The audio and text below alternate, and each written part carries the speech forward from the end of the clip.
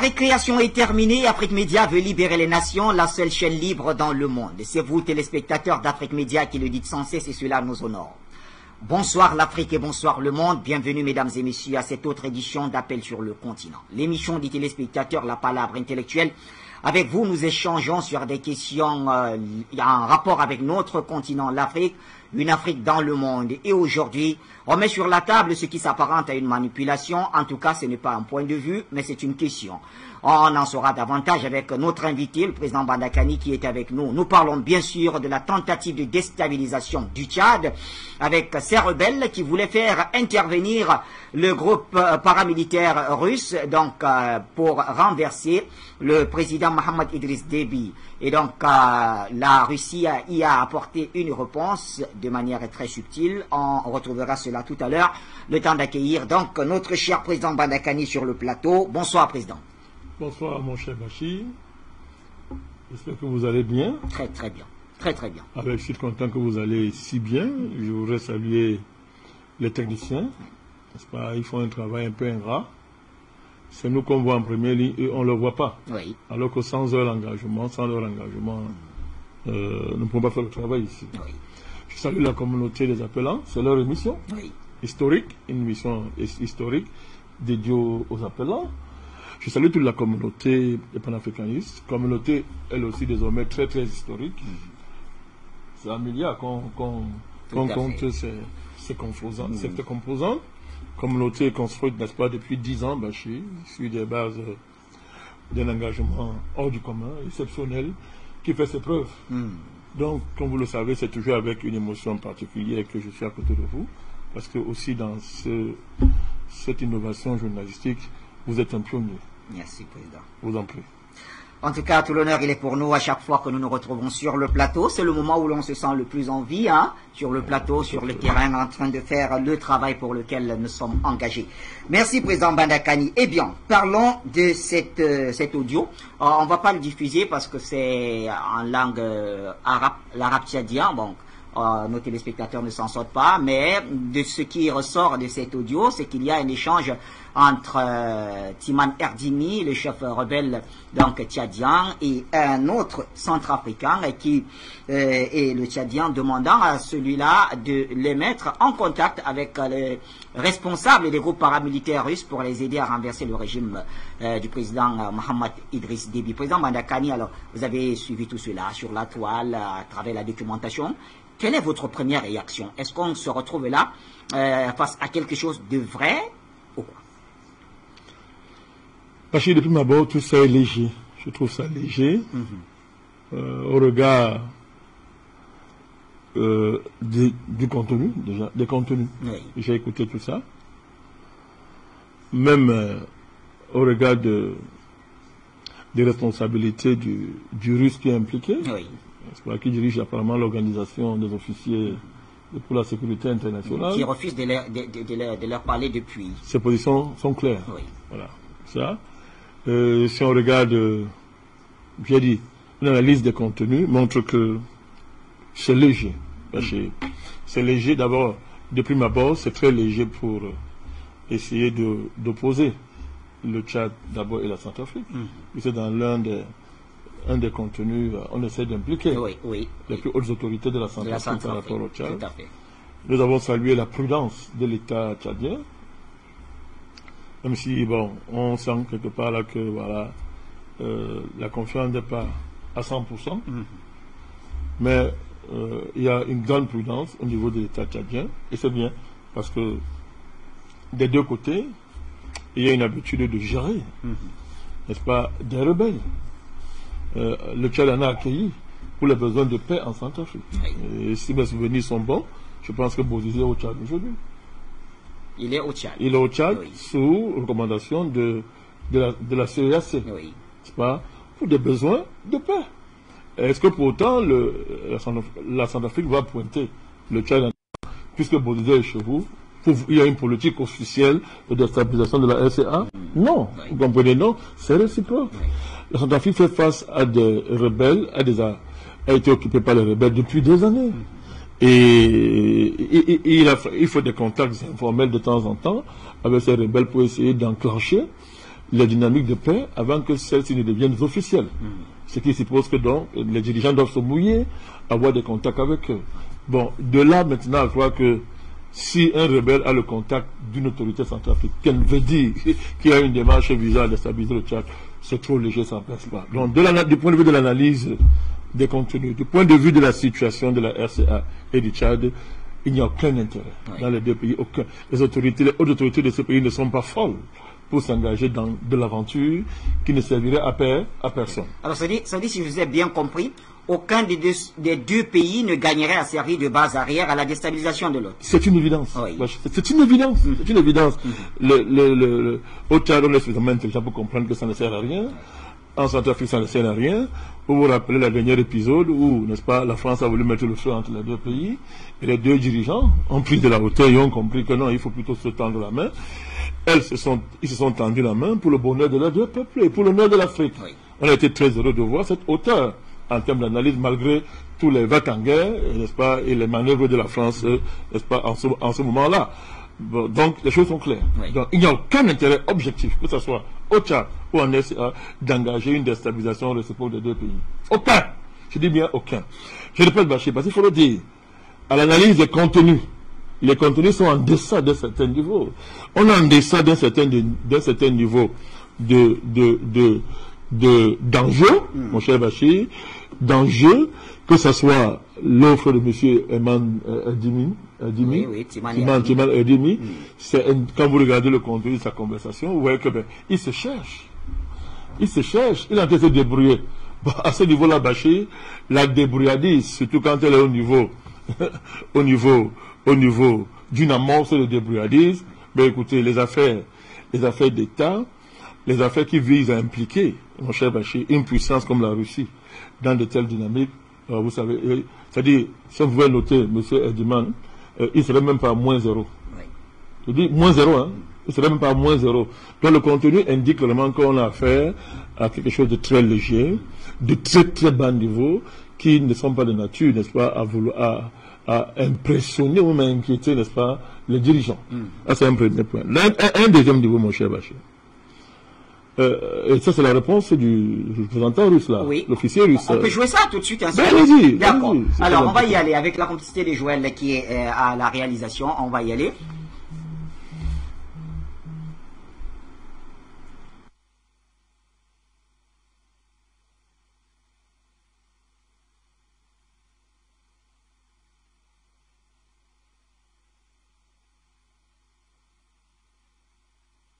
Les demandes de coopération de la part des représentants des divers pays africains. Cependant, les demandes sont assez étrangères.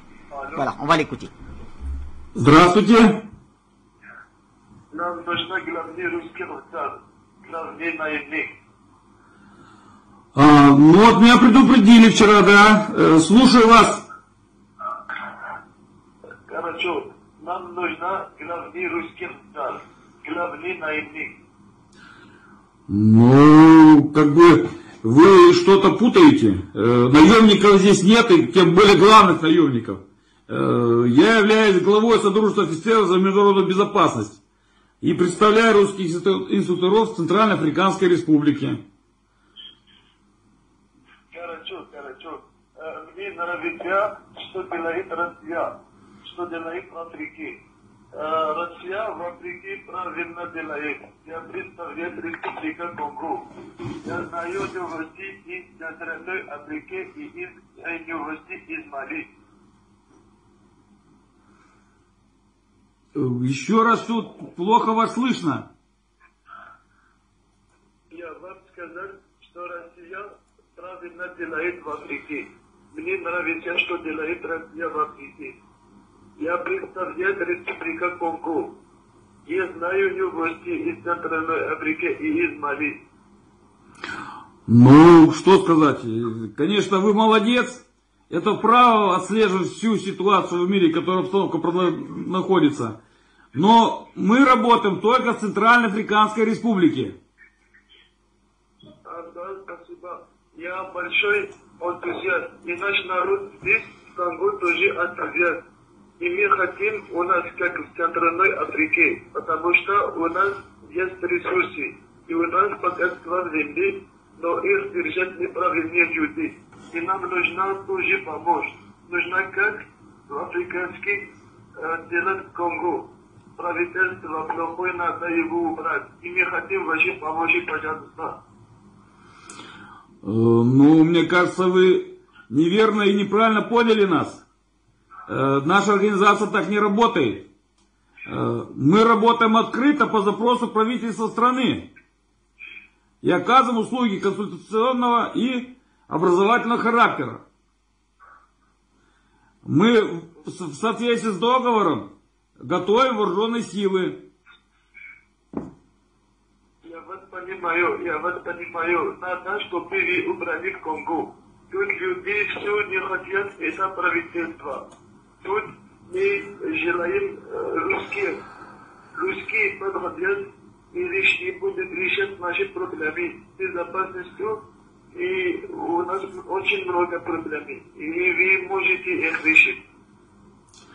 Ну, если вы являетесь официальным представителем законной власти, то как бы вы можете направить к нам официальный запрос. И мы это рассмотрим, что же вам требуется. Правительство надо убрать. И это не правительство. Они нас очень много мешают. Нам надо убрать, и мы сами станем правительство и отправим ваш запрос. Вот я вам еще раз повторяю. Мы таким не занимаемся. И не будем никогда заниматься. Мы работаем открыто и более того, никаких переворотах не участвуем. Пожалуйста, нам надо как в Мали.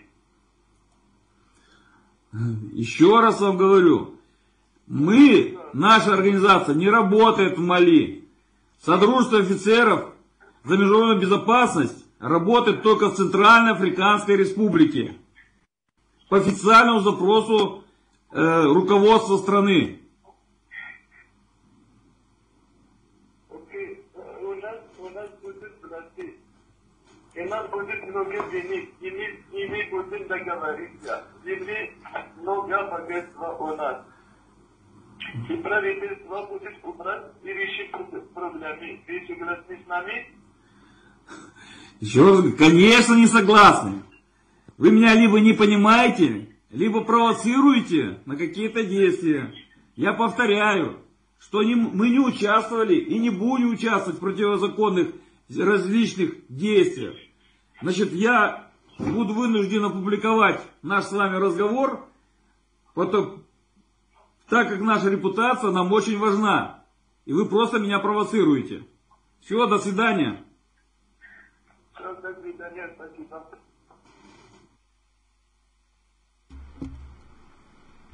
Voilà donc, c'était une réponse assez subtile, le président Bandakani, des Russes, qui ont préféré mettre en lumière une conversation qu'ils ont eue avec quelqu'un qui se présentait comme représentant du Congo, demandant leur service pour renverser le pouvoir en place.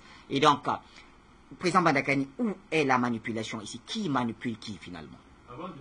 Oui. Je vais tracer une trajectoire intellectuelle pour répondre à votre question. Je suis premièrement d'abord, vous savez, quand même, on peut tout dire de la Russie, mais c'est un certain niveau.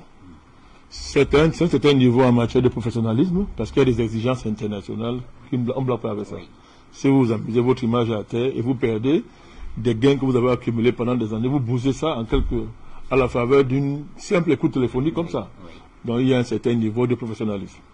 Deuxièmement, il y a ce que j'appelle l'asymétrie. Je n'ai même pas dit le grand décalage qu'il y a entre les orientations géopolitiques russes.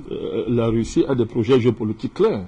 Ce sont des projets sérieux. Ce sont des projets de changement du monde. Ce sont des projets de prise en charge des intérêts russes à un niveau très élevé qui doivent être coordonnés, n'est-ce pas, avec les exigences d'une diplomatie qui est globale, d'envergure globale comme celle de la Russie. Et qui demande, comme je l'ai dit, un certain niveau de professionnalisme à ce niveau-là. Et quand vous voyez ça, vous mettez d'un autre côté un aventurier, l'aventurisme d'un soi-disant rebelle. Bachir, c'était plus d'aventurisme. Quand vous voyez comment il parle à l'officier russe, au représentant russe, mais c'est un aventurier, il ne sait même pas de quoi il s'agit. Ça ne se passe pas comme ça. Vous comprenez? Ça ne se passe jamais comme ça. Vous appelez quelqu'un, vous dites, je vais renverser un gouvernement, nous avons des ressources, mais vous êtes d'abord qui? Vous êtes qui? Vous êtes qui? Donc, quand vous voyez cet écart entre le rang russe dans le monde, rang qui signifie quelque chose, que c'est un pays qui a fait ses preuves, et qui ne va donc pas aliéner des efforts de dizaines d'années pour atteindre un certain niveau, qui n'a pas aliéné ça d'une discussion avec un fou, à la limite, j'allais dire un fou, qui raconte tout et n'importe quoi. Ce qui veut dire donc, c'est là où il y a manipulation. C'est là où il y a manipulation. Parce que ce décalage-là, c'est comment?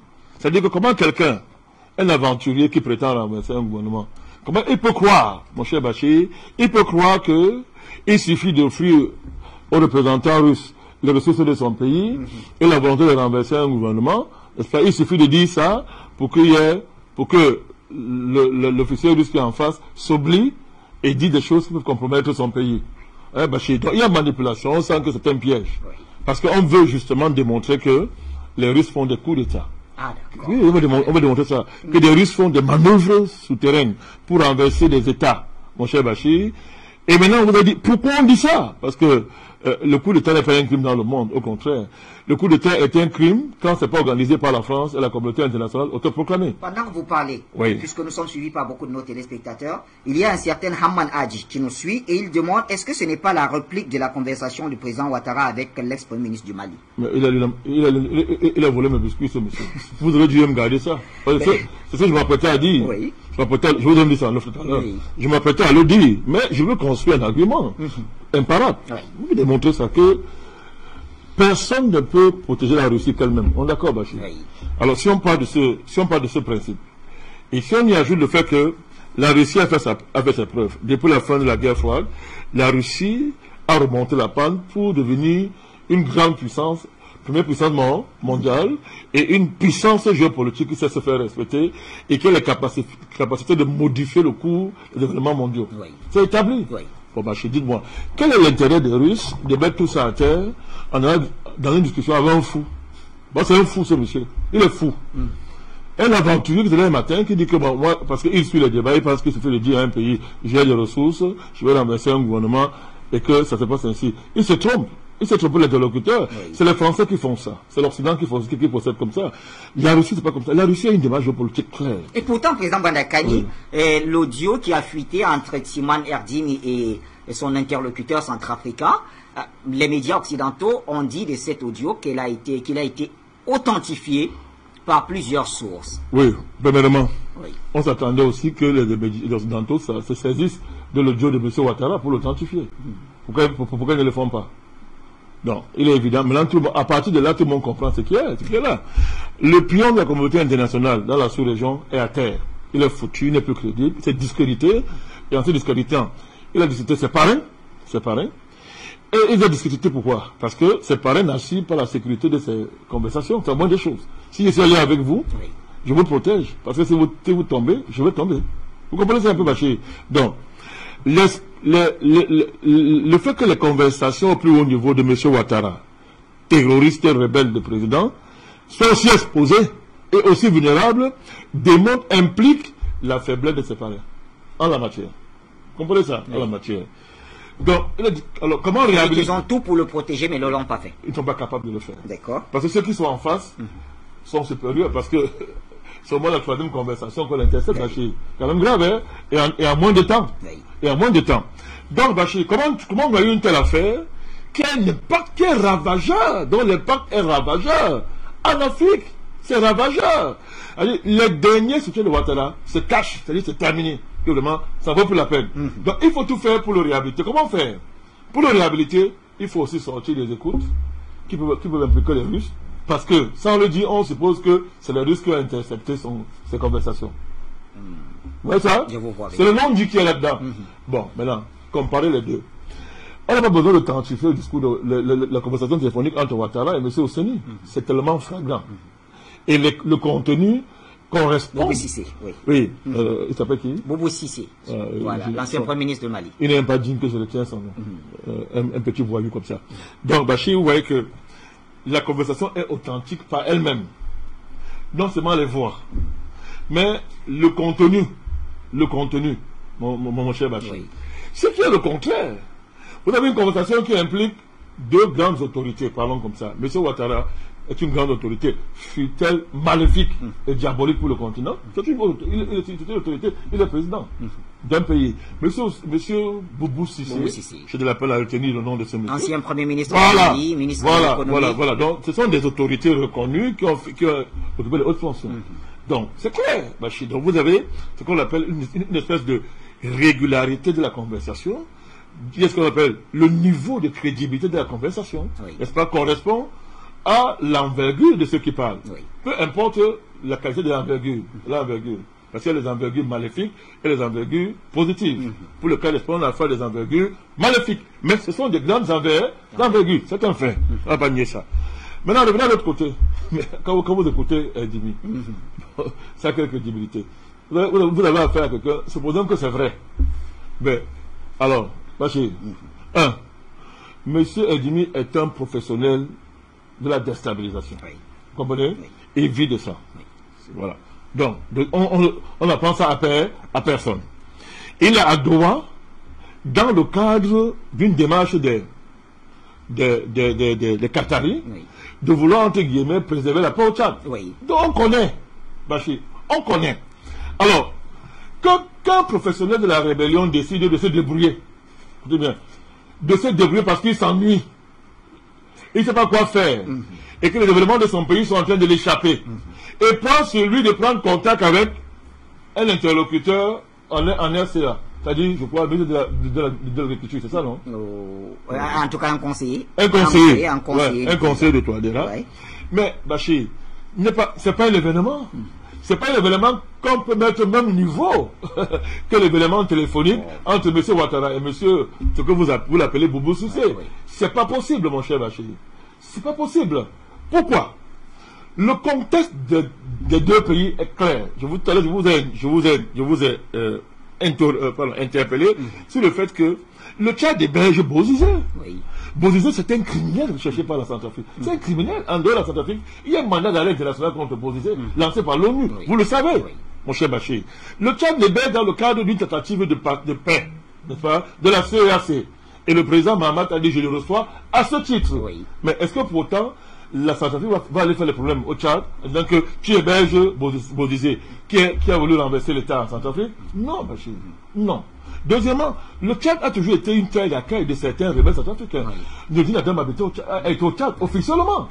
Baba Ladi a été au Tchad officiel dans le cadre des initiatives de paix de l'ancien président, l'auteur de Grete mémoire de notre vénéré maréchal de non. Donc, la Centrafrique a abrité et abrite encore des terroristes rebelles armés par la France et la communauté internationale autoproclamée qui déstabilisent ce pays depuis des décennies, mon cher Bachir. Donc, l'appel n'est pas possible dans ces deux pays-là, dans ces pays-là, sans que le Tchad et la Centrafrique travaillent dans ce sens. Ce qui suppose donc qu'il faut que des contacts plus ou moins informels entre certains rebelles qui sont dans des dynamiques de paix et l'autorité des deux pays. Maintenant, que l'aventurier professionnel qu'on appelle Edimi, n'est-ce pas, essaie de surfer sur ce que lui entend par la vague russe pour essayer de prendre contact et croire qu'il peut donc obtenir l'appui de Wagner pour aller soi-disant renverser le président Mahamat, mais ça fait rire, non, Bachir, ça fait sourire. Bien sûr qu'il ne faut pas négliger ça, parce que, comme j'ai dit, c'est un professionnel de la déstabilisation. Et puis il est au Qatar, qui l'héberge. Donc, c'est pas à négliger, mais ça fait rire. Ça fait rire. C'est pas maintenant, alors que la communauté internationale, autoproclamée criminelle, Bachir, et terroriste, cherche les pouces sur la tête du président Touadéra et de son entourage, qu'ils vont aller s'exposer à des sanctions de ces sorciers en discutant, c'est-à-dire que en assumant une démarche d'organiser autour de M. Edimi la stabilisation du Tchad. la Centrafrique n'a pas le moyen de s'offrir un truc comme ça. C'est pas possible. Oui. Bachir. C'est pas du tout possible. Alors, moi, ce qui est un peu gênant, c'est que tout à l'heure, il y a une certaine fébrilité dans certains réseaux tchadiens qui disent que oui, bon, d'accord, c'est vrai, mais il faut que les autorités centrafricaines s'expliquent. Mais il faut qu'on soit sérieux. Elles vont s'expliquer de quoi? Elles vont s'expliquer de quoi, mon cher Bachir? Là, maintenant, je vais aller même plus loin. Oui. Des rebelles soudanais et tchadiens, les rebelles qui sont partis du Tchad, n'est-ce pas, pour entrer à Bangui et déstabiliser le pays, vous le savez vous-même. Alors, on parle de quoi? Est-ce que pourtant on va décider que, on va dire que c'était une politique officielle du Tchad qui voulait en finir avec la Centrafrique? Non, il faut qu'on soit sérieux. Il faut de la sérénité entre les deux pays. Oui. Il y en a qui ont intérêt à brûler les pistes. Celle des réseaux français, la communauté internationale, qui est totalement à la débandade, n'est-ce pas, en Afrique, n'est-ce pas, veut, comme je vous dis, rebondir pour protéger un totem, un symbole de leur plan de la colonisation, M. Ouattara, qui est une calamité à tout point de vue, malgré tous les soutiens qu'on lui a apportés. Ça dit que, Bachir, la descente aux enfers de ce monsieur, vraiment, c'est irrécupérable. On peut pas le récupérer. Et du coup, donc, Bachir, je le dis, ça rejaillit en termes d'image, en termes de crédibilité de la démarche de la communauté internationale autoproclamée, ça rejaillit, c'est trop fort. Déjà, au Mali sont terminés. Oui. Et l'opinion africaine s'est terminée à comprendre les enjeux. Maintenant, vous venez maintenant ajouter une conversation authentique par elle-même où M. Ouattara livre à Mondovision ce à quoi il sert, n'est-ce pas, ce que lui disent de faire ses patrons français et de la communauté internationale. Parlant d'opinion africaine, est-ce qu'on peut afficher déjà les numéros sur le plateau? Voilà. Jean Bachir est clair. Oui. Donc vous avez l'aventurisme d'un rebelle, d'un professionnel qui peut s'ennuyer, Oui. à manque l'activité et qui pense que dans ses illusions d'égaré, que peut-être il peut, que Wagner, c'est comme ça qu'on se avec Wagner, c'est ce qu'il pense. Il n'a rien compris. C'est ce qu'il pense. Vous avez d'un côté le standard russe, qui est indiscutable. Les faits sont là. Qu'est-ce qu'une puissance comme la Russie, avec tous les problèmes qu'elle a à gérer, traitée comme elle est, par cette communauté internationale de criminels qui va à tout prix saler les mains de la Russie, mon cher Bachir, la Russie a quoi gagner à s'abaisser à un tel niveau? D'un peu pas s'abaisser à un tel niveau. Quand vous êtes à un certain, écoutez, quand vous avez une certaine taille, Bachir, même pas la nature, pour vous baisser, c'est le manque des efforts que quelqu'un qui n'a pas cette taille-là. Mais regardez la taille de la Russie. Elle va s'abaisser à ça, à un fou au Congo qui cherche un égaré, un fumeur de drogue. Elle va s'abaisser à Edine. Il représente quoi? C'est quoi cette affaire? Alors, Erdimi, dans son échange avec son interlocuteur centrafricain, dit, enfin, il répond à une question. Qu'est-ce qu'il faut que je lui dise? Ça, c'est l'interlocuteur qui demande, et il répond, il faut lui dire que qu'il y ait le dialogue ou pas au Tchad, il y aura la guerre. Je voudrais parler du niveau. Oui. Du niveau. Alors, ça trahit tout. Quel dialogue ou pas, il y aura la guerre. Donc, vous voyez quelqu'un, je vous ai dit, un professionnel à la stabilisation, un aventurier, qui ne vit que de ça, il s'ennuie. Et justement, il veut se faire voir. Il veut se faire voir, il veut se rendre important, il veut lever les enchères. Il dit que quel dialogue ou pas, il y aura la guerre. Bon, et la réponse du gouvernement tchadien par la voix de son porte-parole, Abdourahmane Koulamala, il a dit, de ce fait, Erdimi vient de s'exclure, de sauter exclure du pré-dialogue. C'est clair et net. Donc, je vous dis que vous avez affaire à quelqu'un qui aime lever les enchères. Il veut lever les enchères parce que Erdimi se sent un peu largué par les évolutions qu'il y a au Tchad. Sous le maréchal, bon, il jouissait d'un certain intérêt. Mais avec Mahamat, tel que les choses sont en train d'aller, il y a une possible refondation du pays. Oui. Mon cher Bachir, ça n'aura pas ses intérêts parce que je vous dis, il vit de la guerre. Oui. Il vit de la guerre. Donc il faut le chaos dans le pays. Il vit de ça. Donc quelque chose est en train de partir. Et qu'il y a maintenant un dialogue qui est amorcé. Il y avait un pré-dialogue où? À Doha. Là où il est hébergé, attention. Oui. Là où il vit. Prévu pour le 27 février. Oui. Il y a un pré-dialogue là-bas. Ce dialogue va couper les pieds, va couper l'herbe sur son pied. Parce qu'à défaut de dialoguer, il se marginalise. Et il aura contre lui tout l'ensemble du pays qui a opté pour le dialogue et le pré-dialogue. Donc pour éviter ça, M. Erdimi s'agite, lève les enchères. Parce que qu'est-ce qu'il fait? Il dit, d'abord, sans le dire, il y a les noms dit dans sa démarche. Il veut un traitement particulier. Oui. Il ne faut pas qu'on le mélange avec n'importe quel rebelle, entre guillemets. Parce qu'il se prend pour ce qu'il a toujours, il s'est toujours pris. Voilà. Ouais, donc il veut un traitement particulier. Et il s'agite. Parce que vous savez ça. Vous savez que certains rebelles font ça. Ils savent, ils instrumentalisent de tels échanges, ont intérêt à les faire fruiter souvent eux-mêmes, mon cher Bachir, pour essayer de lever les enchères. Par exemple, actuellement, là, on a dit que malheureusement pour lui, ça va tourner, puisqu'il s'est auto-exclu du dialogue. Oui. Vous comprenez? Donc, le fait que le dialogue est à Doha veut dire quoi? Veut dire que, et c'est pour ça qu'il vous dit que sans lui, avec le dialogue ou pas, il y aura guerre. Parce qu'il se sent à l'étroit. Parce que le fait que les Qataris accueillent le dialogue chez lui, c'est un message qu'il lui a adressé. Oui. Parce que les Qataris ne vont pas s'engager à parrainer un dialogue pour après ne pas honorer leurs engagements, oui. Mon cher Bachir. Et du coup, comme il habite là-bas, comme il est hébergé par les Qataris, il doit adapter son comportement à la nouvelle démarche des autorités qataries. Vous comprenez ça? Il a les trois. C'est une analyse simple. Il a les trois, donc il s'agite. Moi, pourquoi vous avez dit que je ne comprends pas la fébrilité de certains dirigeants tchadiens? S'ils sont faiblis, ça n'a pas de sens. Parce qu'en allant à Doha, ils ont frappé un bon coup. Oui. C'était pour le coincer. Oui. Et c'est réussi. On vient te retrouver là où c'est. Parce et c'est réussi. Oui. Et c'est réussi. Bon, comme je vous ai dit que il ne sait pas faire autre chose que la déstabilisation, il est coincé. Il est coincé. Et il s'agit pas de mieux que de divaguer, c'est-à-dire de brûler les pistes en fantasmant sur une possible convergence d'intérêts entre lui et Wagner. Il représente quoi?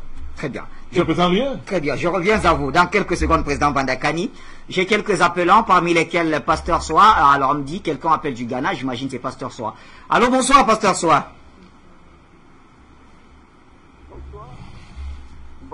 Bonsoir Bachi. Bonsoir Bachi. Bonsoir Bachi, que la grâce de Dieu soit avec vous en ce soir. Je salue le président Bandakani. Je pense que vous me recevez. Bachi, il faut dire que vous avez mes salutations parce que ça fait quelques jours. Président Bandakani, soit salué. Parce que tu as dit des choses très très importantes et je pense que il faudrait que toute la ligne puisse y remettre écouter. C'est également sur le sujet qui est important pour tentative de déstabilisation des rebelles voulaient faire intervenir les instructeurs russes. Et je pense que Bandakani a déjà tout dit. Parce que, Bachir, il faut qu'on fasse très très attention avec la France. Parce que la France, aujourd'hui, elle est dans une situation très très compliquée. Elle va créer des différences aujourd'hui. On peut faire des coups avec les gens. En fait, apporter un discrédit sur les Russes. Parce qu'aujourd'hui, les Russes aujourd'hui, ils sont également pas qu'ils sont les sauveurs. Mais à partir de l'histoire qui est en train de nous enseigner que ce qui s'est passé en Syrie, et aujourd'hui, grâce aux Russes aujourd'hui, la Syrie a mieux sa stabilité. Lorsque nous voyons également la Centrafrique aujourd'hui qui est en train de retrouver également la stabilité économique, politique, le Mali également qui est rentré dans la danse de la stabilité depuis l'histoire, et nous voyons aujourd'hui le Burkina, et tout ça fait effet de contagion, ça fait mal à la France. Et quand on dit que l'armée française est en train de quitter définitivement le Mali, mais Bachir, je pense que ça fait à la France. Et aujourd'hui, on parle de G5 Sahel, Emmanuel Macron, qui invite les présidents des États membres à Paris. Mais c'est une honte. C'est une honte parce qu'ils ne peuvent pas lâcher l'Afrique. Alors, les Africains sont rivés. Donc, qu'est-ce qu'ils ont fait? Avec l'audio qui est sorti ici, Dramane Ouattara, qui les a échappés. Parce qu'ils ont oublié que réellement, ceux qui sont en face sont supérieurs. Et comme l'a dit Bandakani. Donc, qu'est-ce qu'il faut faire? Il faut protéger les poulets. Parce que les poulets ont été humiliés. Les poulets, également, les choses les ont échappés. Et aujourd'hui, le monde entier sait que Dramane Ouattara est à la base des coups d'État en Afrique. Et il veut également être le maître de l'Afrique. Il veut être le patron de l'Afrique. Il veut également régner en Afrique. Mais ça ne marchera pas. Ça ne marchera pas parce que aujourd'hui, il y a également des poulets qui sont lancés pour une nouvelle Afrique digne. Et à partir de cette Afrique digne, nous avons compris qu'il faut que l'unité caractérise réellement les Africains que nous sommes. C'est pourquoi nous disons que c'est ceux qui sont créés au Tchad pour dire que voici ce que les Russes font. C'est du mensonge. Parce que c'est la même chose qu'ils ont fait lorsque la Côte d'Ivoire, ils ont attaqué, la Côte d'Ivoire a boité, et les forces de la Russie, autant de Gbagbo, étant en train de progresser pour récupérer Boaké, ils vont dire que non, ils vont faire ressortir les ressortissants et ils vont armer les rebelles, et sur les gamins du poids, tuer les étudiants et tuer les Ivoiriens à voiture. Et c'est la même chose, c'est le même schéma qu'ils ont. Donc la situation de la Côte d'Ivoire fait pas d'école. À partir de cette situation, nous devons comprendre que la façon progresse dans le mensonge, dans cette fausse diplomatie. Nous disons bravo aux Maliens, nous disons bravo aux Centrafricains, nous disons bravo au peuple camerounais, le grand peuple qui a permis aujourd'hui que l'Afrique médiane soit installée en Afrique ici, et surtout en Afrique centrale, pour que la France soit humiliée. Et aujourd'hui, nous qui sommes la jeunesse africaine, nous faisons également une liberté. C'est vrai que la Congo n'est pas pour libérer, mais nous sentons une liberté, nous sentons une choix, nous sentons une vie, parce que nous sommes en train de quitter dans l'état de malédiction. Donc on va dire, je vais m'arrêter là, parce que je suis au Ghana, que la grande soit avec vous. Nous disons merci et bravo à Snougouïta. Nous disons bravo à mon peuple malien. Nous disons bravo à ces pays qui ont compris la libération. Merci. Merci à vous, très cher pasteur Soa. Eh bien, nous restons au téléphone avec notre appelant. Allô, bonsoir. Delphin depuis Gitega au Burundi. Bonsoir, Delphin. Bonsoir, mon très cher frère Bachir. Une fois de plus, permets-moi de t'associer à la régie et vous remercier de m'accueillir à la maison. Je n'oublie pas les téléspectatrices et les téléspectateurs et naturellement mon cher aîné Bandakani qui, de la même manière qu'il se plaignait que quelqu'un a mangé ses biscuits, eh bien, qu'il me permette à mon tour de me plaindre d'avoir mangé les miens. Mais je le taquine comme il le sait bien. Il a tout dit. Vous savez, il faut qu'on se rende à l'évidence. Je dis souvent quand je prends le micro ici que la géostratégie et la géopolitique sont des disciplines qui nécessitent un sang-froid presque aussi proche, si ce n'est supérieur à celui des reptiles. Et nous savons très bien qu'en Afrique, nous avons pas mal de reptiles, notamment le crocodile du Nil. Aujourd'hui, le nain géopolitique qu'est l'Élysée et bon nombre de ses alliés sont dans un tel état de panique que à chaque fois qu'ils pourront allumer quelques petites mèches, ils le feront. Et avant de vivre la catastrophe malienne, ils ont vécu effectivement la catastrophe centrafricaine. Or, quoi de mieux que d'essayer d'attiser des braises que la coopération, l'alliance russo-africaine a déjà beaucoup calmé en Centrafrique? Quoi de mieux que d'attiser ces mêmes braises entre le Tchad et la RCA? Non, nous avons bel et bien une vidéo qui est remplie d'amateurisme. Je déteste les ismes, mais pour le cas d'espèce, c'est le cas. Il s'agit bel et bien d'amateurisme. Les coopérations géostratégiques ne se font pas du tout de cette manière. Et comme l'a souligné le président du nouveau mouvement populaire, la Grande Russie, depuis l'époque du tsar Alexandre Ier, qui a fessé Napoléon Ier jusqu'à aujourd'hui avec son excellence Vladimir Poutine, n'est pas du tout un néophyte, un novice en matière de géostratégie. Ces gars-là, ce sont de véritables professionnels. Donc, c'est une grossière manipulation qui a été intentée, qui ne peuvent vraiment convaincre que des Africains qui se sont réveillés hier en termes de géostratégie et de géopolitique. Pour ne pas monopoliser le micro, je sortirai en disant simplement qu'il est de notre devoir de rester aux aguets, comme M. Bandakani vient de le faire une fois de plus dans cet épisode d'Appel sur le continent, où moi-même, avec ma modeste, j'appartiens à la génération qui vient tout de suite après celle de M. Bandakani. Donc il nous faudra rester vigilants afin de traiter les informations au cas par cas, avec, encore une fois, je le répète, du sang-froid. Donc, pour moi, il n'y a pas grand-chose à dire au sujet de cette tentative de manipulation, si ce n'est que nous savons déjà à qui nous avons affaire. Donc, je vais laisser la parole à d'autres et suivre le reste de l'émission. Afrique Média, le monde c'est nous. Allez, le monde c'est nous, Delphin. Merci pour la contribution et la fidélité, comme tous les jours, la télévision panafricaine. On va rester au téléphone. Allô, bonsoir.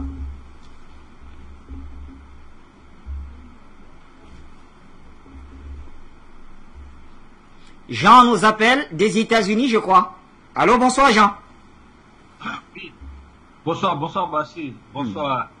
Et bonsoir, technicien. Bonsoir, frère Badakani. Sois béni. Et que la main divine soit sur toi. Et Badakani, Bassi, Vous voyez, ce problème, c'est vraiment ridicule et c'est vil. Et nous pouvons aussi voir en cela comment est-ce que les Occidentaux considèrent certains Africains, surtout ceux qui prennent ceux qui manipulent les armes, ceux qu'on forme pour manipuler les armes, comme le Tchad. Vous savez que le Tchad est sorti ou bien sort d'une longue guerre. Donc, des enfants jusqu'aux âgés, ils savent manipuler. Alors pour cela, ça sert à l'Occident. Et vous savez ce que l'Occident a fait dans ce conflit-là jusqu'à aujourd'hui. Vous vous souvenez de la Somalie, pour les Américains. C'est comme ça. Ils voient notre État, c'est pitié quand même. C'est méchant. Et puis ils nous manipulent. Sinon, comment est-ce que ce rebelle-là va appeler les instructeurs russes pour lui dire, oui, nous avons des ressources. C'est comme ça. C'est l'Occident. Hein? Parce que l'Occident est à la recherche des ressources depuis la nuit des temps. Donc, ce rebelle-là, dans son cerveau, il est confus et puis il pense que les Russes sont de la sorte. Non, les Russes sont responsables. Nous voyons internationalement, mais comme ils ne comprennent pas, ils sont dans on leur masturbe le cerveau, ils ne peuvent pas comprendre et ils sont manipulés. Alors, nous lançons un appel à tous ceux-là qui sont en Afrique, même à l'extérieur de l'Afrique, qui pensent qu'ils vont vendre leur pays pour leur bien personnel. Arrêtez, vous faites du mal à un continent, la maison du Créateur, l'Afrique. Personne ne peut nier cela. Ça me rappelle le cas du Cameroun où il y a la guerre pour les nozos. Ceux qui sont en Amérique ici, qui veulent vendre leur pays à ces sénateurs, à ces charognards, à ces vautours, à ces bandits racistes. Et ceux-là qui disent défendeurs des droits de l'homme. Alors, c'est la même chose. On les manipule. C'est comme ça que l'Occident nous voit. Mais avec la coopération de la Russie, nous devons savoir que nous devons maintenant redorer notre humanité et être fiers que nous avons un partenaire qui est sérieux. Ce n'est pas un partenaire vautour. Parce que l'Afrique, depuis plus de 70 ans que nous avons fait l'expérience avec ces bandits, l'Occident, voilà là où nous sommes aujourd'hui. Nous lançons un appel à tous les Africains. Nous lançons un appel au peuple béninois que de ne pas s'approcher de l'ambassade de l'Amérique et de la France pour demander d'aide. C'est ceux-là qui forment les djihadistes en Afrique dans le but de piller. Donc, si vous cherchez de refuge, trouvez des partenaires sérieux crédibles, outre que l'Occident. Merci. Il y a une question qui m'a posée à Balkany. Balkany, comment est-ce que tu vois l'attitude du jeune Mahamad, président du Tchad, face à la géopolitique aujourd'hui? Quelle est sa position au juste? Parce que nous voulons que les bases militaires françaises quittent le continent africain. Sincèrement. Alors, quelle est sa position? Et qu'est-ce qu'il fait?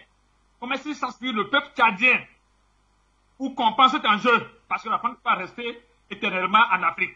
Elle doit partir et payer les dommages. Que Dieu vous bénisse. Et surtout la question, le président Badakani l'a noté, il l'apportera réponse dans quelques instants. Le temps de poursuivre au standard avec Jamal. Il nous appelle de Malaisie. Bonsoir Jamal.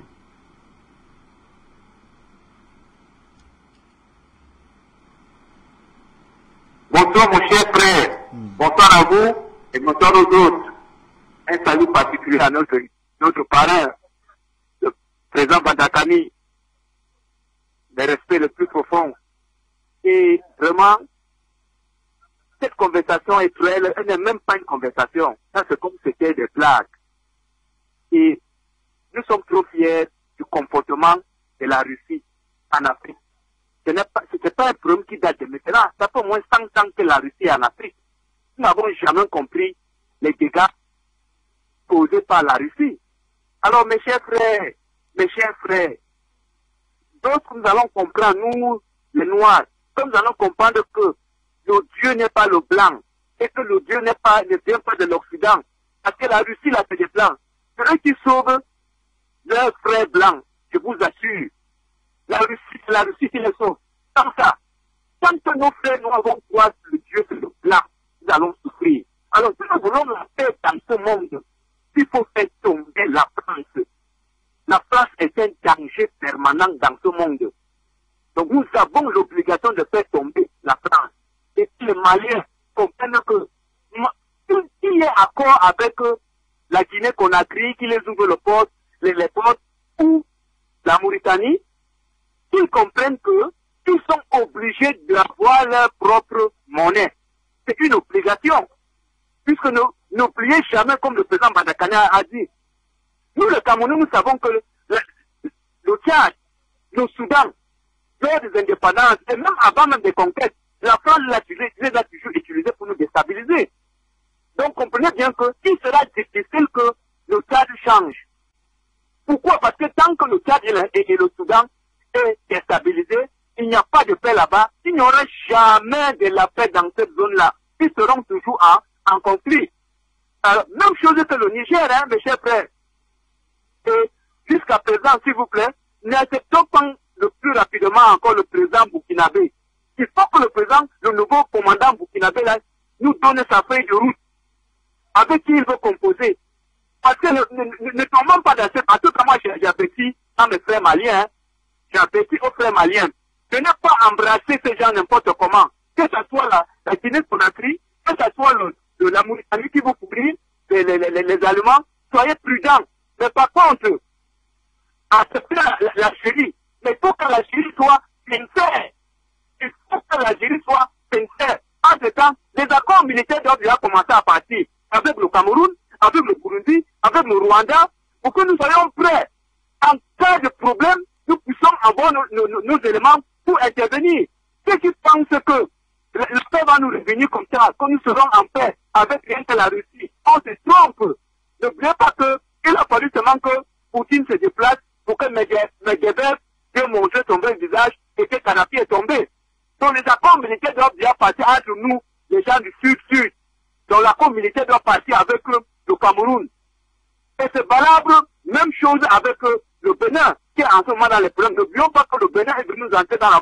Nous est venu nous aider. Lorsqu'on avait le problème au nord avec Boko Haram. Donc la force multimise qui est là doit contacter et voir quel est le comportement du Bénin et que les Béninois comprennent que la France ne doit pas être au centre de leur commandement. Tout ce qu'on veut, c'est que Bataan parte. Qu'ils partent. C'est tout ce qu'on nous avons besoin. Et la paix va revenir dans ce monde. Et si la France tente d'organiser une guerre, elle paiera le prix. Même l'Europe en général. Voilà la Russie qui est en train de vouloir ramener l'Ukraine à l'ordre. On dit à Poutine que nous sommes là, nous les Noirs, nous sommes là prêts à visiter tous ces pays. On mettra un terme à cette Europe-là. Ce n'est que les Américains qui croient qu'ils sont malins, qu'ils comprennent qu'il y a une communauté noire aussi là-bas. Et nous n'oublions pas ce qu'ils nous ont fait. Donc bravo à Afrique Média. À la Bougade. Pour l'appel depuis la Malaisie, alors on reste au téléphone encore une fois avec quelqu'un d'autre dont je n'ai pas encore le nom. Bonsoir. Bonsoir Bachir. Bonsoir Bandakani. Bonjour et bonjour à tous les techniciens, bonjour à tous les appelants. C'est Madame Cissé depuis la Côte d'Ivoire. Bachir, je vais aller dans le même sens que mes prédécesseurs pour faire comprendre aux officiels français que la manipulation ne passera plus parce que grâce à Afrique Média, les Africains ont compris. Ça, c'est l'art de la manipulation des masses. C'est de maintenir l'ignorance, le public dans l'ignorance afin qu'il soit incapable de comprendre les technologies et les méthodes utilisées pour son contrôle et son esclavage. Allez dire à la France qu'elle ne peut plus nous manipuler. Nous avons tout compris. Pendant qu'on parle du voyage de Draman Ouattara et de Boubou Cissé, au lieu d'aller authentifier cela, on vient nous sortir cette affaire-là. Celui qui appelle là même, certainement c'est un gars manipulé, c'est vraiment un désespéré qui est manipulé par la France. Et ça, c'est un schéma mis en évidence, préparé, monté de toutes pièces par la France pour nous faire savoir que, vous nous montrez le rôle de la Russie. C'est-à-dire la France pense que la Russie a le temps, n'a rien d'autre à faire que de venir jouer les déstabilisateurs en Afrique, comme elle. Puisque le travail de la France, c'était de la déstabilisation, l'organisation des coups d'État, le terrorisme, l'organisation des rébellions. Donc la France se pense que la Russie est là pour ça, mais qu'elle se détourne. Mais voilà que ce monsieur-là, il a répondu de façon élégante et puis avec élégance à ce terroriste qui appelle pour la déstabilisation de son pays. Mais la France doit savoir que les temps ont changé. Tout ce que les manipulations qu'elle utilisait là, elle manipulait les populations, elle manipulait les ethnies, elle manipule les religions, oppose les uns les autres. Elle doit savoir que cette époque-là est passée. Aujourd'hui, les Africains ont pris conscience. Aujourd'hui, on nous dit que le Mali est en train de chasser l'opération Barkhane là-bas. Et malheureusement, c'est au 43e Bima qu'ils vont s'installer. Pour dire aux Maliens que c'est vrai que la France s'en va, mais elle ne va pas véritablement, elle a toujours un pied là-bas parce qu'elle n'est pas loin, elle est juste à côté là. Alors qu'on connaît le rôle de déstabilisation de Dramane Ouattara et la preuve avec son voice là. Donc, pour dire plus rien ne sera comme avant. Les Africains ont tout compris. Nous sommes à même de comprendre, d'analyser. Je vous remercie, Rachid. Restons au téléphone, encore une fois, hein, avec nos téléspectateurs, on reviendra maintenant pour répondre à leurs préoccupations et pourquoi pas approfondir l'analyse avant de refermer cette édition. On a encore une vingtaine de minutes. Donc, au téléphone, un autre appelant. Allô, bonsoir. Bachir Lata, à Mondré, depuis les États-Unis. Je voudrais vous remercier tous vos invités. Alors, il est vrai, j'ai pris l'émission en masse, mais je voudrais simplement réagir par rapport au thème. Je n'ai pas suivi très bien le développement que chacun a fait. Alors, selon votre thème, il semble que des rebelles auraient fait appel aux instructeurs russes pour venir les aider. C'est ce que j'ai compris. Maintenant, faisons un peu de mathématiques. Si en Centrafrique, si au Mali, la Russie ou bien les instructeurs russes sont en train d'aider ces présidents respectifs à dégager la France de leur pays et que au Tchad, selon votre thème, ces rebelles-là ont fait appel à la Russie. Si la Russie a vraiment accepté cet appel, ça veut donc dire que nous devons, en tant que Panafricains, être aux côtés de ceux-là que vous appelez rebelles au Tchad. Puisque la Russie ne peut pas aider à consolider le panafricanisme en Centrafrique, au Mali, et aider encore des gens que vous appelez des rebelles qui vont déstabiliser le Tchad. Donc ça veut dire que si vraiment cette information est vraie et que la Russie est en train d'aider ces rebelles, c'est plutôt donc celui qui est au pouvoir qui est l'ennemi à abattre et non ceux que vous appelez les rebelles. Puisque celui qui est au pouvoir, je vous le rappelle, il s'appelle Mamad Déby. Qui est Mamad Déby? C'est celui que la France est venue placer au pouvoir au Tchad pour continuer les œuvres de son père. Mamad Déby, c'est celui qui est actuellement en France en train de recevoir des ordres de Macron. Macron que Assimi Goïta a fait, a chassé du Mali. Macron que le Conseil Touadéra a chassé du Centrafrique. Macron et la France qui sont en train de chercher des points de chute. Et ils l'ont dit eux-mêmes en disant qu'ils quittent le Mali. Ils ont des points de chute tels que le Niger de Bazoum et surtout le Tchad des débits que les Français ont dit qui sont leurs plus grands amis. Donc, je pense que les gens devraient être humbles.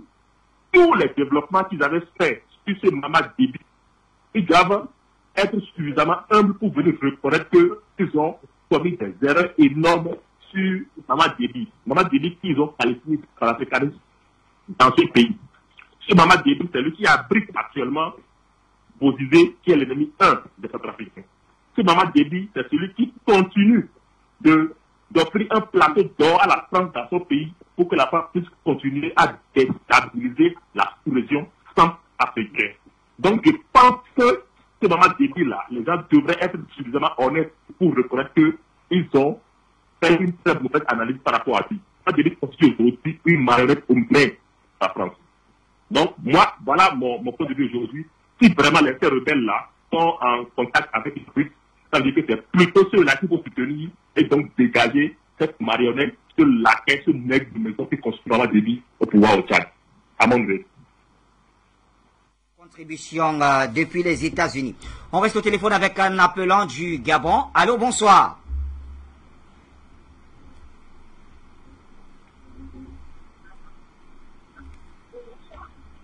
Bonsoir, monsieur le président de la famille. Donc, ce qui est là, les formations, c'est que même nous, ici au Gabon, on a suivi les vidéos. C'est pas un conseil. On a vu les vidéos.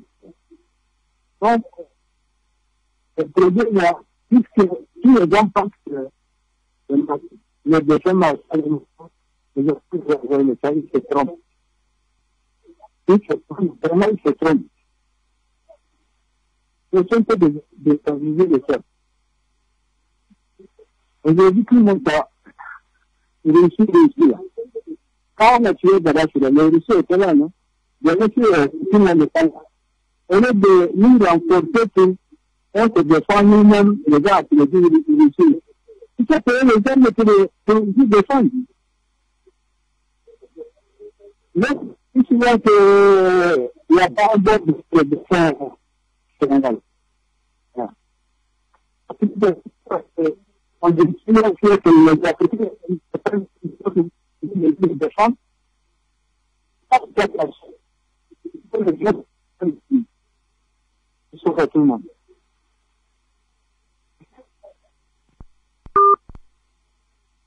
On n'était pas très fluide avec notre ami, mais on a pu retenir l'essentiel. Président Bandakani, je reviens à vous avec certainement les préoccupations des téléspectateurs qui aimeraient bien connaître la position selon vous, selon vos analyses de Mohamed Idriss Déby. Mais aussi, je voudrais quand même profiter pour poser la question, qui aurait intérêt à faire fuiter l'échange entre Erdimi et son interlocuteur centrafricain en ce moment précis? C'est évident, c'est tous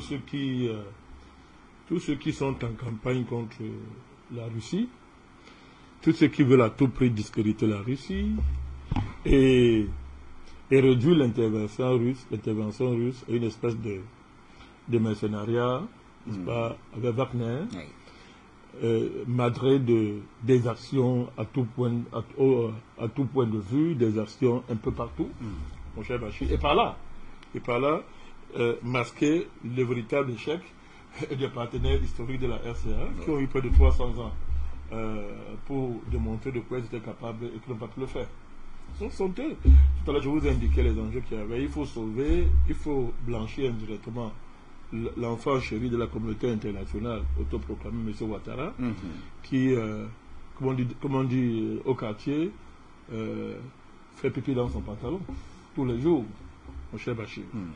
Et puis, n'est-ce pas, en le faisant, M. Ouattara met en danger de gros intérêts, des intérêts fondamentaux de la paix internationale en Côte d'Ivoire. Mon cher Bachir, vous savez que c'est une position très forte. C'est une position très forte pour cet intérêt-là. Donc, plus le monsieur va de gaffe en gaffe et crée les conditions, n'est-ce pas, de la défaite de cet intérêt, n'est-ce pas, qui n'est qu'une question de temps. Donc, ce sont ces forces-là qui ont intérêt. En plus, tout à l'heure de l'agitation personnelle de M. Tchimane-Dji, tout à l'heure que j'ai bien expliqué, on voit très bien qui ont intérêt à faire fuiter ce genre. Mais ça passe pas. Je vous ai dit, les contenus sont tellement vils, les contenus sont légers, que quand on est un peu au fait des dessous, n'est-ce pas, Bachir, qui ordonne souvent, moi je dis ça, qui ordonne les partenariats entre la Russie et les États, ça fait sourire. Ça fait sourire. Alors, je vous ai dit tout à l'heure, je vous l'ai indiqué. Ça, ce qui ressort de ces écoutes-là, c'est ça la France fait depuis sur le continent. Donc, on ne peut pas chercher loin.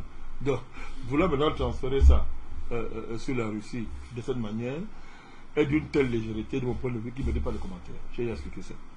Je voudrais donc profiter, mon cher Bachir, quand j'ai dit ça, pour répondre à mon ami Jean. Jean qui m'a posé une question. Évidemment, on ne va pas s'attarder sur certains individus qui prennent les illusions pour des réalités et qui donnent des injonctions aux panélistes. C'est grossier de leur part et ça montre qu'ils n'ont pas le but. Nous donnons le plan d'argent qui a posé une question simple pour qu'on essaie de décrypter la position de Mahamat Déby actuellement. Il faut comprendre, on n'analyse pas un pouvoir sur la base de ses émotions personnelles, de ses opinions. On analyse un pouvoir, d'abord sur les intérêts que ce pouvoir incarne, mon cher Bachir, et les possibilités d'évolution de ces intérêts en rapport avec les enjeux du pays, en rapport avec les intérêts nationaux du pays. Les gens pensent que leurs opinions suffisent à qualifier un régime. Une opinion, c'est l'opinion, ça ne vaut rien, c'est un point de vue. Mais ce qui met en mouvement les régimes politiques, c'est le b.a.-ba de la science politique, ce qui met en mouvement les régimes politiques, ce sont les intérêts. Les intérêts des classes qui sont aux commandes. Oui. Le rapport de force entre les différentes classes qui se battent à l'intérieur du pays pour le contrôle du pouvoir, mon cher Bachir, pour l'accession au pouvoir, pour le maintien, n'est-ce pas, la conservation du pouvoir, et la capacité de rapporter ces intérêts-là avec les dynamiques géopolitiques au niveau international. Ça veut dire quoi pour le cas du Tchad? Mais c'est pas possible. C'est-à-dire que le Tchad sort d'une situation où le président a été assassiné. Je ne sais pas si les gens savent ce que ça veut dire. Cet assassinat du président a mis brusquement l'État tchadien devant une réalité à laquelle tout va préparer. Le président avait des projets, le maréchal avait des projets, le maréchal fédéral autour de lui, Bachir, un ensemble d'intérêts, plus ou moins hétéroclites, mon cher Bachir. Des intérêts financiers, des intérêts militaires, des intérêts stratégiques. Il s'était lancé dans une diversification des partenariats, vous le savez, vous, qui avez été proche de lui à un moment donné. Cette diversification des partenariats mettait en danger certains intérêts historiques que seule son autorité pouvait domestiquer et tenir en laisse. Malheureusement, il a été assassiné. Du coup, le jeune Mahamat qui prend le pouvoir n'a pas l'autorité de son père. Il a dû composer avec les différents clans militaires qui composent l'armée du Tchad et leurs différents intérêts. Il a dû faire avec une échelle de priorité qui s'est imposée à lui. D'abord, fédérer l'armée autour de lui, a demandé, les gens ne le savent pas, des compromis extraordinaires, les gens ne le savent pas. C'est pour ça que vous avez vu à un moment donné, il est passé à l'autograde, je crois. Oui. Il est passé à l'autograde. Je ne sais pas, il est devenu... oui, c'est la 5e étoile, je crois, c'était 5e étoile. Oui. C'est pas par plaisir qu'il a fait. Ce sont les éléments d'autorité qui sont nécessaires pour gérer une armée. Parce qu'une armée, ce n'est pas une administration. Ce n'est pas une administration comment dire, classique. Oui. Voilà. Alors, il a fait. Deuxièmement, Bachir, quelle est la priorité que le Tchad avait? 1. Sauvegarder son unité. Sauvegarder l'intégrité du territoire. Sauvegarder l'unité de l'armée. Maintenir le pays à flot. Mon cher Bachir. Ça, c'est la priorité. La priorité au Tchad n'était pas d'engager une guerre contre Barkhane qui est là au Tchad et dont le fils a hérité. Parce que les gens parlent souvent des choses sérieuses comme si c'était passé dans leur maison. Le président Déby a fait combien d'années? Il est resté longtemps au pouvoir. Parlons comme ça. Mais est-ce qu'il a réussi à faire partie de Barkhane du Tchad?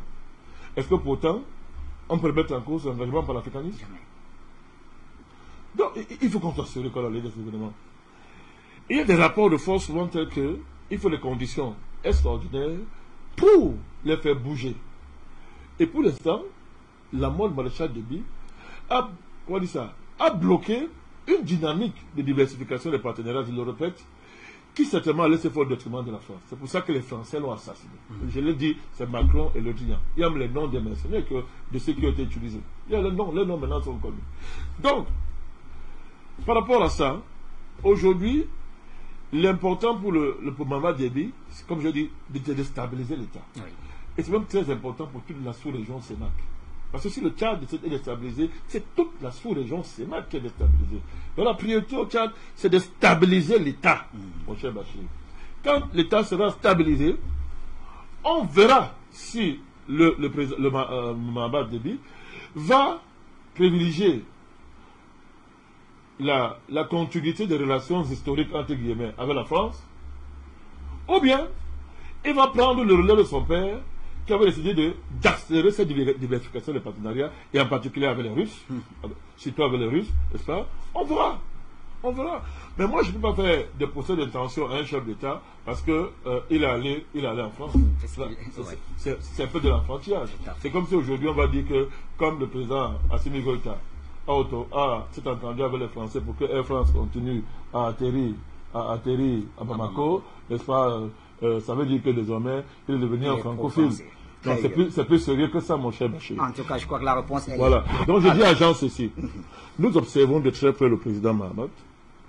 Alors nous parlons, jusqu'à présent, il n'a posé aucun acte qui me démontre qu'il joue le jeu de Paris dans la sous-région. Nous l'avons regardé au dossier centrafricain. Bachir, vous savez ce qui s'est passé. Oui. Autour de lui, il y a des pro-français. Oui. On les connaît. Et puis des affaires étrangères et d'autres qui roulent pour Paris. Et c'est des gens qui ont de l'influence historique parce que c'est des gens qui ont travaillé longtemps auprès de son papa. Donc c'est pas comme ça qu'il va s'en séparer. Pas comme ça. Donc, le président Mahamat a tranché, il a fait la paix avec son frère de Centrafrique. Nous connaissons les relations extraordinaires qu'il y a le Tchad, par exemple, avec le Cameroun. Oui. Il continue, n'est-ce pas, à tirer les engagements du Tchad dans la force multinationale mixte, que vous connaissez, contre Boko Haram, mon cher Bachir. Et quand vous avez vu ce qui s'est passé la dernière fois, lorsqu'il y a eu les affrontements intercommunautaires là-bas au Cameroun, vous avez vu son comportement, qui était un acte à saluer, qui était un acte... Il aurait pu laisser les Occidentaux commencer à instrumentaliser. Et l'ONU était déjà lancé dans cette dynamique-là. Il a même fait plus qu'on attendait de lui. Vous comprenez, mon cher Bachir. Sur le dossier malien, oui, bon, il n'est pas engagé.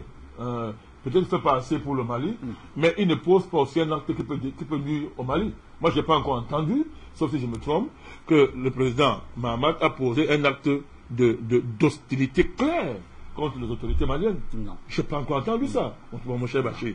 Donc, pour l'instant, sur la base d'éléments, j'ai dit à mon frère Jean, moi, comme vous, j'observe encore. Mais si on prend le critère de la stabilité du Tchad, qui est capital pour nous dans la sous-région, pour l'instant, il fait ce qu'il a à faire. Il fait ce qu'il a à faire. Nous allons le juger sur les actes. Lorsque nous allons constater qu'il est entré dans une dynamique de francophilisation purement égoïste, qui ne tient pas compte des évolutions du continent, nous aviserons. Oui. Alors, nous aviserons. Très important. Alors, président Bandakani, maintenant pour refermer définitivement notre thématique, après avoir écouté ces audios et suivi bien sûr la réponse apportée par nos amis russes, qu'est-ce que l'opinion africaine devrait retenir de ce qui se passe? Non, il y a d'abord, c'était un coup d'épée dans l'eau. C'était un coup d'épée dans l'eau. C'était un coup d'épée dans l'eau. Ça ne forçait pas comme ça avec les Russes. Ça ne forçait pas comme ça, Bachir. Deuxièmement, Bachir, il ne faut pas accepter le terrorisme, ce que Choguel Maga appelle le terrorisme diplomatique, qui consiste à dire que les Occidentaux ont le droit d'avoir des mercenaires dans le monde entier, de s'en servir comme ils veulent, et on veut amener les Africains à avoir honte d'accueillir Wagner. Moi, je suis clair depuis. Oui. Moi, les pays africains ont le droit de traiter avec Wagner. Jusqu'à ce que Wagner nous démontre que il est plus fréquentable, les pays africains ont le droit de traiter avec Wagner, comme les Français et les Occidentaux sont à l'aise, n'est-ce pas, avec l'organisation mercenaires qui posent des actes criminels matin, midi, soir dans les pays où ils opèrent. Donc, Bachir, ce terrorisme-là vise une seule chose, à masquer, n'est-ce pas, l'échec le plus fracassant, n'est-ce pas, de l'histoire de ce siècle qui est fini, de ce siècle débutant, l'échec en matière de lutte contre le terrorisme des Français, mais échec à tout point de vue, mon cher Bachir. La présence sur le continent est la conséquence directe de l'échec fracassant de la France. C'est-à-dire que c'est la France qui fait campagne pour la Russie en Afrique. C'est pas vous et moi, Bachir. C'est la France qui a fait campagne en Afrique pour la Russie. Donc, elle n'a qu'à se prendre à elle-même, et il ne faut pas que les Africains tombent dans ce piège. Le troisième, ce que je peux dire, c'est que il faut continuer à consolider le partenariat stratégique avec la Russie. Oui. Je pense même qu'elle n'a pas commencé encore à donner ses fruits. Elle n'a pas, parce qu'on voit seulement les Russes au niveau militaire. Mais les Russes ont des capacités extraordinaires dans le domaine informatique, dans le domaine de l'énergie électrique et de l'électrification, dans beaucoup de domaines. Donc, il y a là, n'est-ce pas, le partenariat avec la Russie nous offre des possibilités si nous mettons nos capacités à niveau, c'est-à-dire pour, comment dire ça, pour créer les conditions pour que ce partenariat soit bénéfique. Mais j'ai dit, Bachir, on n'a pas commencé encore. Il n'y a pas que la puissance militaire. C'est le partenariat avec la Russie pour nous amener sérieusement à acquérir de la puissance. Et même à un niveau qu'on n'imagine pas. C'est comme je dis que les Occidentaux jouent avec le feu. Les Russes peuvent aider les Africains à acquérir de la puissance militaire. Qu'il n'y ait pas de puissance militaire, c'est à un autre niveau. Hein. Bon, pour l'instant, je ne peux pas dire tout sur un plateau, mais je suis à un autre niveau. Je parle bien de puissance militaire. De puissance militaire. La Russie peut nous aider à avoir la puissance militaire, mais ce n'est pas ça le plus important. La Russie peut nous aider énormément dans le domaine économique. La coopération dans le domaine économique, dans le domaine universitaire, dans le domaine médical. Il y a déjà beaucoup d'échanges d'ailleurs dans ce sens-là. Dans ce domaine-là. Et nous devons le faire sans complexe. On n'a pas de leçons à recevoir de l'Occident. Parce que c'est une catastrophe l'Occident. Donc on n'a pas de leçons à recevoir de l'Occident. Donc, quand on diversifie les partenaires, si un pays africain estime qu'il a les capacités d'imposer un traité gagnant-gagnant avec la France, et qu'il veut c'est son problème. Il faut qu'il y ait plus d'esclavage. Vous comprenez? C'est tout ce qu'on veut. Mais en même temps, quand les Africains traitaient avec la Corée du Nord, la Corée du Sud, l'Indonésie, tous les partenaires qui ont sur cette terre, Bachir. Et pourquoi on refuse ça? Pourquoi c'est un crime quand qu'un pays africain décide de diversifier le partenariat? Mais c'est extraordinaire, on se croirait en plein esclavage. C'est terminé, Bachir. L'esclavage, c'est terminé. La colonisation, c'est terminé, Bachir. La dictature, la tyrannie française sur le continent, c'est terminé, Bachir. La tyrannie occidentale en Afrique, c'est terminé. Et il faut que les gens se le prennent pour dire en Europe et aux États-Unis. Les gens doivent se le prendre pour dire. Mais s'ils n'ont pas compris ça, tant pis, mon cher Bachir. Regardez le monde, hein. Regardez le monde. Les choses se préparent, mon cher Bachir. Regardez aujourd'hui les peuples au Canada. Au Canada, c'est bloqué. Regardez aux États-Unis. Imaginez-vous aujourd'hui qu'au Canada, M. Trudeau tombe. Parce que là, c'est grave. Le ministre de la police a démissionné, là. Et la mobilisation des camionneurs ne baisse pas d'un cas. Au contraire, malgré toutes les mesures qu'il prend, Bachir. Imaginez les conséquences de quelqu'un qui a déclaré qu'il avait été élu par le ciel et la terre, M. Trudeau, qu'il a gagné l'élection de la manière la plus transparente. Nous, on a dit ici qu'il avait truqué l'élection par les algorithmes. Ok, dites-moi comment on peut être élu 2 jours après. Le pays est bloqué. Imaginez les conséquences, mon cher. Donc, le monde est en train de traverser une période. Le monde négocie un tournant extraordinaire, Bachir. Ce tournant extraordinaire ne peut pas se négocier il ne peut pas se négocier dans le bon sens si on assiste pas à ce que j'appelle la fin du cycle de la domination occidentale sur le monde. Le tournant qu'on négocie a pour point d'aboutissement la fin du cycle de domination de l'Occident sur le monde. Fin du cycle de domination de l'Occident sur le monde. Merci, Président Bandakani, pour la présence et surtout la pertinence de vos analyses.